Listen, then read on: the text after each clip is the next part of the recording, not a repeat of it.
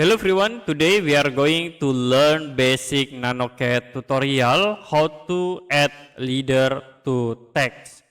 So as example, I will create text in here. I will set the names into VisualCAD.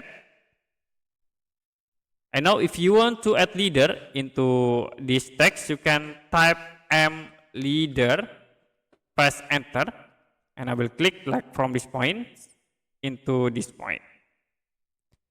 After it, you can click OK to set the leader.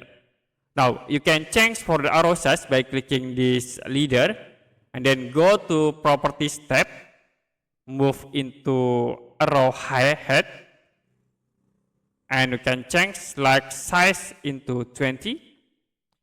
The arrow size will be changed into 20. If you done, you can press Escape button. So that's it for a basic NanoCAD tutorial how to add leader into text. If you have any question about tutorial, you can comment below this video.